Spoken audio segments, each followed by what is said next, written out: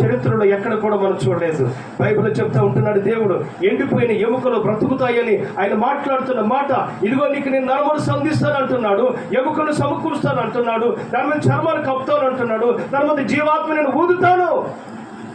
ఎప్పుడైతే ఆ మాటలు పలికి జీవాత్మను ఊదాడు, అది అయిన తర్వాత నేను నీకు దేవుడినై ఉంటాను అని అంటున్నాడు. హల్లెలూయా, హల్లెలూయా. ఆ ఎముకలన్నిటిని కూడా పలికినప్పుడు ఒకదానికొకటి కాలు ఇక్కడ ఉంటే